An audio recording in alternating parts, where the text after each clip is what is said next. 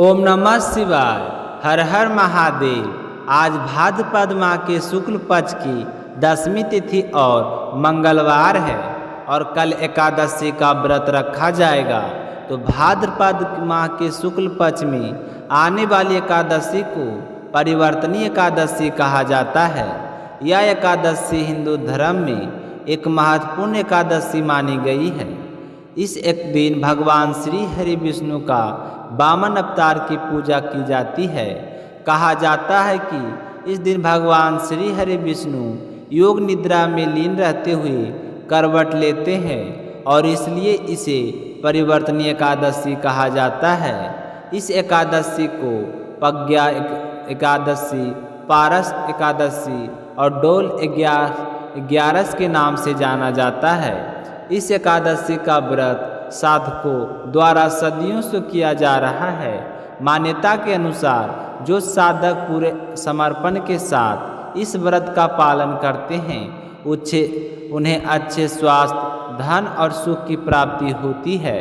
इस दिन भगवान श्री हरि विष्णु की आराधना करने तथा दीन दुखी और गरीबों की सहायता करने से पिछले जन्मों में किए गए पापों को क्षय हो जाता है और व्यक्ति जन्म और मृत्यु के चक्कर से छूट जाता है। तो एकादशी का व्रत रखने वाले सारे विष्णु भक्त इस बात का ध्यान रखें कि एकादशी व्रत का नियम 10वीं तिथि के दिन से यानी कि आज से ही लागू हो जाता है। तो इस बात को ध्यान में रखते हुए व्रत करें और अपने सुनते हैं आज की कथा। तो सबसे पहले सुनेंगे एक छोटी सी कहानी गणेश जी भगवान की। इस कहानी में अपने सुनने वाले हैं गणेश जी भगवान को एक बार जगन्नाथ का रूप धारण क्यों करवाया गया। तो प्रेम से बोलिए गणेश गजानन की जय हो। तो प्रिय भक्तों, आज अपने सुनेंगे गणपति भट्ट नामक एक अद्भुत भक्त की कथा जिनका जीवन भगवान महिमा को प्रकट करता है। एक छोटे से गांव में गणपति भट्ट नाम का एक ब्राह्मण रहते थे। वे वेदों और पुराणों के गहरे ज्ञाता थे। गणपति भट्ट का मानना था कि परम ब्रह्मा का स्वरूप गणेश जी के मुख जैसा ही है और उनके दर्शन मात्र से मोक्ष की प्राप्ति होती है। इसी कारण वे गणेश जी के परम भक्त थे। एक दिन ब्रह्म पुराण का पाठ कर रहे थे।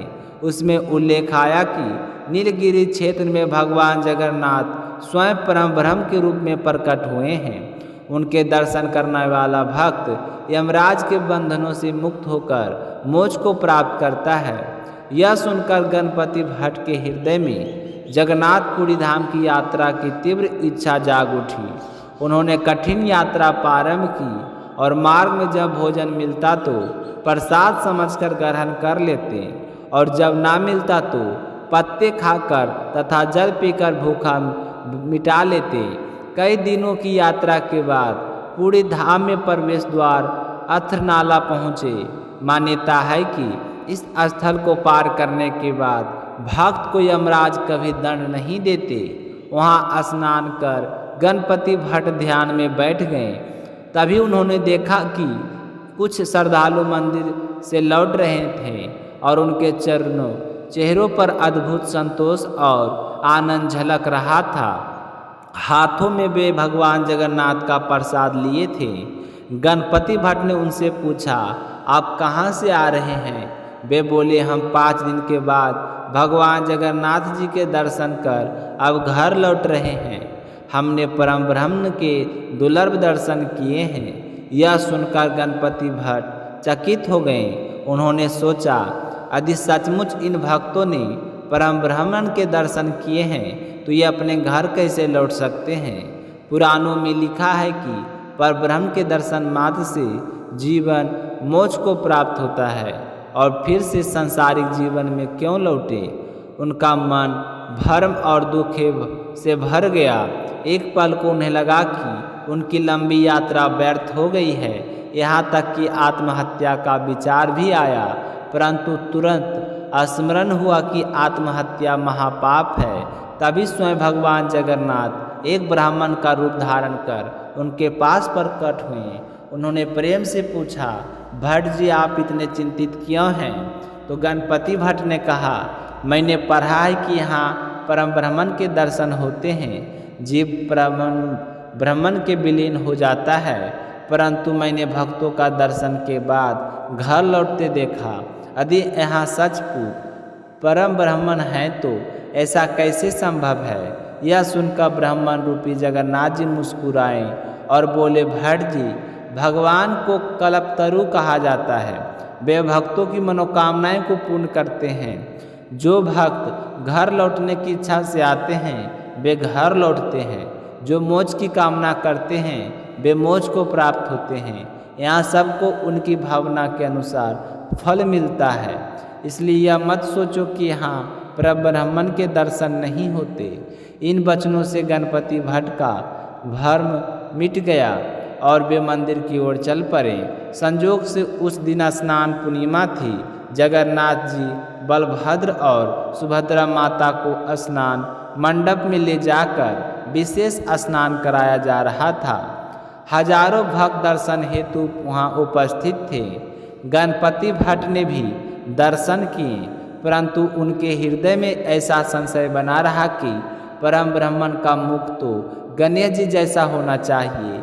तब उन्हें ऐसा स्वरूप नहीं दिखा तो वे निराश होकर लौट गए। लेकिन भगवान अपने भक्त को निराश कैसे करते?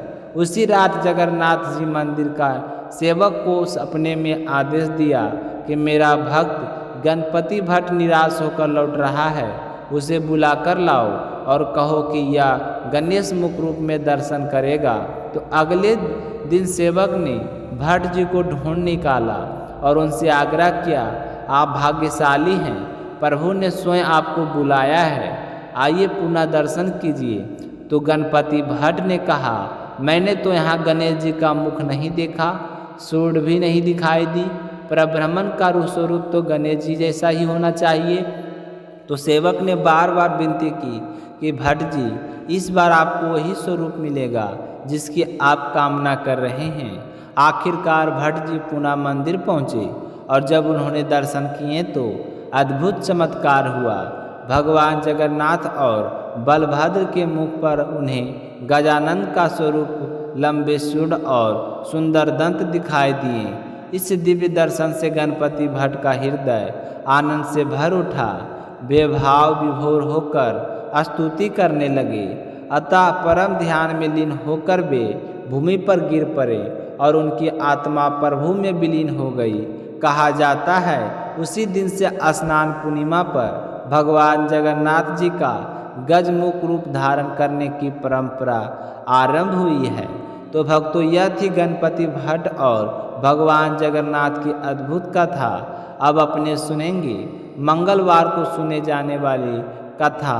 तो प्रिय भक्तों, आज मैं आपको ऐसी अद्भुत कथा सुनाने जा रहा हूँ जो स्वयं भगवान श्री कृष्ण ने महाभारत काल में युधिष्ठिर महाराज को सुनाई थी। यह कथा मंगल देव और श्री हनुमान जी से जुड़ी है। इस व्रत को करने से मनुष्य को संतान की प्राप्ति होती है, रोग और भय दूर होते हैं तथा जीवन में सुख समृद्धि से भर जाता है। एक बार हस्तिनापुर की राजसभा में धर्मराज युधिष्ठिर ने भगवान श्री कृष्ण से प्रश्न किया, हे प्रभु, संसार में लोग दुख और रोग, भय और संतानहीनता से पीड़ित रहते हैं।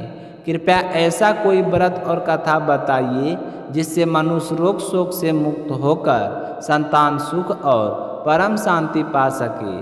तब भगवान श्री कृष्ण मुस्कुराए और बोले, हे राजन, एक प्राचीन कथा है, ध्यानपूर्वक सुनो। कुंडलपुर नाम एक नगर में एक गरीब ब्राह्मण और उसकी पत्नी सुनंदा रहती थी, जो जीवन में से ही गरीबी में बीत रहा था। पर सबसे बड़ा दुख था संतान ना होने का। तो सुनंदा ने बड़ी पतिव्रता और हनुमान जी की परम उपासिका थी। वह हर मंगलवार व्रत करती, पूजन करती और हनुमान जी को भोग लगाकर ही अन्न ग्रहण करती थी। एक दिन कामकाज में व्यस्त रहने के कारण वह हनुमान जी को भोग लगाना भूल गई। यह भूल उसे गहरी पीड़ा दे रही थी।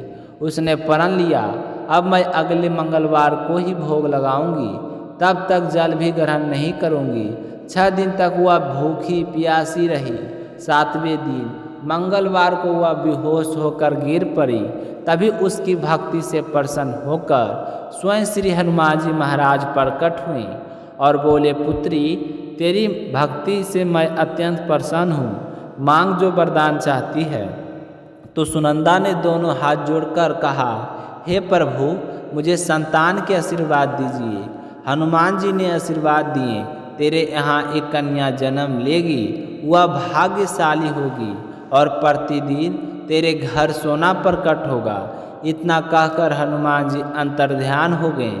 समय आने पर सुनंदा ने एक सुंदर कन्या को जन्म दिया। नाम रखा गया रत्नावली। जन्म से उसके पुण्य बल से घर प्रतिदिन सोना प्रकट होने लगा। देखते ही देखते वह निर्धन ब्राह्मण परिवार बन गया। पर धन के साथ साथ सुनंदा ने थोड़ा घमंड भी आने लगा। समय बीतता गया और जब रत्नावली 10 वर्ष की हुई तो उसका विवाह सोमेश्वर नाम एक सद्गुणी ब्राह्मण युवक के साथ तय कर दिया गया। विवाह तो संपन्न हो गया, पर रत्नावली के पिता नंद ब्राह्मण को यह चिंता सताने लगी कि अब बेटी तो ससुराल चली जाएगी और रोज का सोना मिलना बंद हो जाएगा। धन भी विवाह में खर्च हो गया, फिर से गरीबी आ जाएगी। तो लोभ ने उसके हृदय को अंधा कर दिया। उसने षड्यंत्र रचा कि मार्ग में ही अपनी बेटी के पति सोमेश्वर का वध करवा देंगे, ताकि रत्नावली सदा उसके पास रहेंगे और सोना मिलता रहेगा। तो दूत के द्वारा ऐसा ही हुआ। विवाह के बाद जब सोमेश्वर रत्नावली को लेकर जा रहे थे तो मार्ग में उनकी हत्या कर दी गई। पति के मृत्यु का समाचार सुनकर रत्नावली विलाप करने लगी और बोली कि जब मेरे पति ही नहीं रहे तो मेरे लिए जीवन व्यर्थ है। मैं सती होकर अपने पति के साथ ही प्राण त्याग दूंगी। उसने पति का सिर अपने गोद में रखा और चिता पर बैठ गई। अग्नि प्रज्वलित हुई। उसी समय मंगलदेव प्रसन्न होकर बोले कि हे सती रत्नावली, तेरी पतिव्रता भक्ति ने मुझे प्रसन्न कर दिया है, वरदान मांग। तो रत्नावली ने कहा, हे देव, मेरे पति को जीवन दान दीजिए। तो मंगलदेव ने वरदान दिए कि तेरा पति अजर अमर होगा। रत्नावली फिर प्रार्थना की, हे मंगलदेव, कृपया यह आशीष दीजिए कि जो भी स्त्री पुरुष मंगलवार को व्रत करे और श्रद्धा से आपका पूजन करे, उनके जीवन से रोग शोक सर्प शत्रु और भय दूर हो। उन्हें संतान सुख धन वैभव और अखंड सौभाग्य की प्राप्ति हो। तो मंगलदेव ने प्रसन्न होकर कहा, तथास्तु। तो मंगलदेव की कृपा से सोमेश्वर जीवित हो उठे और पति पत्नी ने आजीवन मंगलवार जीवन पाता। तो इस भक्त तो लाल पुष्प और चंदन और प्रसाद अर्पित करता, वह सभी कष्टों से मुक्त होकर मंगलमय जीवन पाता है। ते हे भक्तों, इस मंगल व्रत कथा का श्रवण करने मात्र से ही पुण्य की प्राप्ति होती है। बोलिए मंगलदेव की जय हो, बोलिए हनुमान जी महाराज की जय हो। तो यह थी आज की कथा। आप सभी भक्तों को सुनकर जरूर पसंद आया होगा।